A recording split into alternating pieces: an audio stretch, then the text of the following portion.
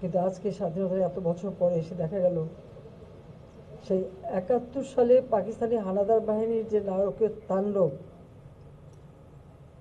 তারই জন্য একটা বীভৎস রূপ আজকে বাংলার মানুষ দেখছে।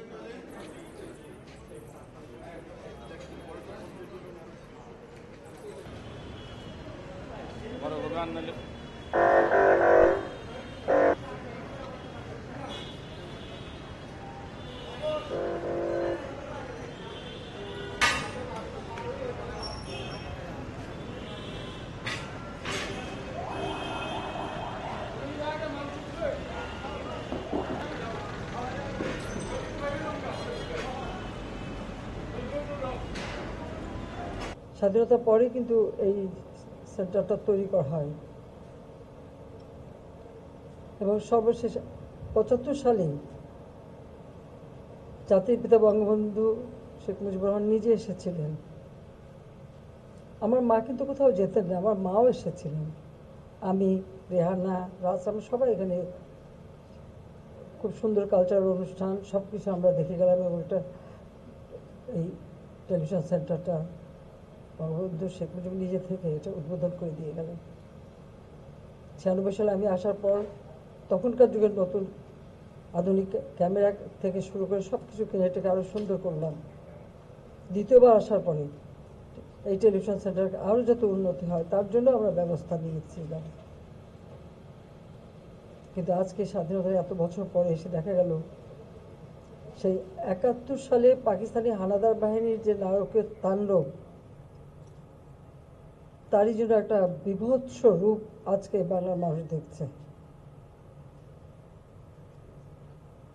পাকিস্তানি হানাদার বাহিনী কিন্তু টেলিভিশনের উপর হাত দেয়নি বা কেউ কখনো দেয়নি, কিন্তু আজকে যারা এই টেলিভিশন সেন্টারটাকে এইভাবে পোড়ালো, সব কিছু ঘুরে ভিতরের একটা কিছু নেই যে রক্ষা পায়,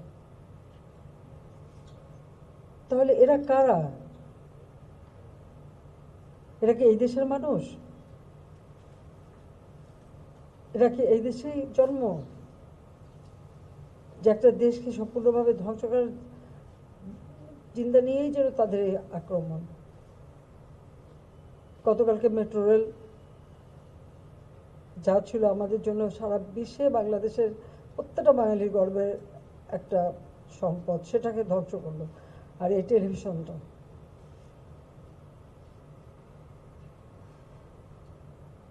এ পর্যন্ত তাদের ধ্বংসযজ্ঞ যেভাবে চলছে, ঠিক যে কয়টা জিনিস মানুষের সেবা করে, মানুষের কথা বলে, মানুষের কাজ করে, সেই জায়গাগুলিতেই কিন্তু আঘাত, সেই জায়গাগুলিকেই ধ্বংস। ও একের পর এক গাড়ি, এমনকি ময়লা ফেলার গাড়িগুলিও, যে গাড়িগুলি আমরা জাপান থেকে কিনেছিলাম, যেগুলি ময়লা তুলে নিয়ে সেটাকে একেবারে মানে আধুনিক পদ্ধতিতে সেই ময়লা ব্যবস্থা করা,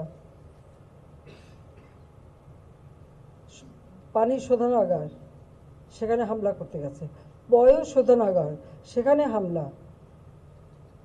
এটা কি হচ্ছে, কি তাদের মানসিকতা?